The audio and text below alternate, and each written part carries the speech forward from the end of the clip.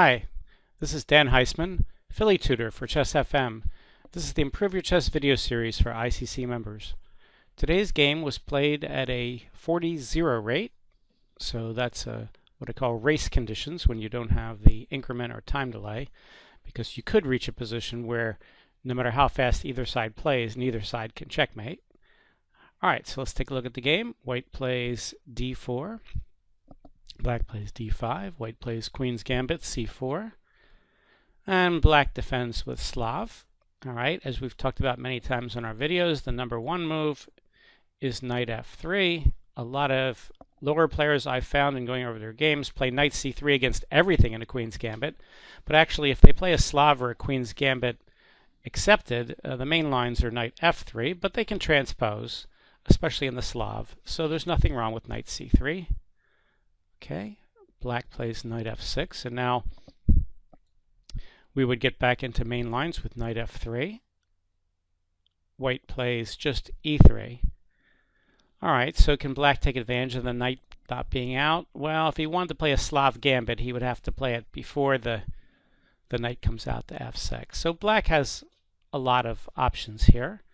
He can certainly go into semi-Slav by playing e6 if he wants to. Black decides to play bishop g4, hitting the queen. As a general rule, a lot of times you like to meet early bishop moves in Queen's Gambit kind of positions with queen b3, hitting b7 and d5. In this position, the computer says that's the second best move because here you have an opportunity to do an AWL, attack it with something worth less, and white does. He plays f3. Which is a very helpful move. Hits the bishop and gets more control over e4. So white's going to have a little bit bigger than normal opening advantage here. Computer rates that move as being better for white by about 45/100ths of a pawn. Normal white opening advantage might be 15/100ths of a pawn. So this little bit unusual move for black has resulted in a little bit better game for white than normal.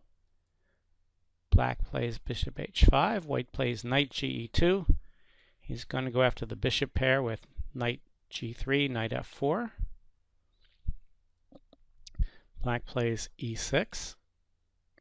And here the computer suggests white could play c takes d followed by g4 or h4, going after space on the king side. White instead plays the consistent knight f4. Black plays bishop g6. He wants to recapture with the h-pawn if he gives up the bishop pair. And here, computer likes h4, threatening in some lines h5, forcing black to make some concession. White plays c takes d5. That's a little bit unusual in this kind of position. Again, not bad. Black can take back either way. He takes back with the e-pawn, creating a asymmetric pawn structure. Closer, now we're in like a Carlsbad pawn formation, where white later on can castle and go for e4. So here white plays bishop d3. He could still also play h4 or g4, not inconsistent.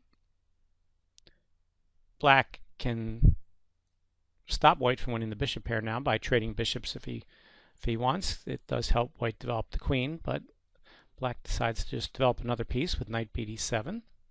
And here the computer says, all right, let's do this Carlsbad thing, and the computer thinks e4 gives white much bigger than normal opening advantage, distinct advantage for white.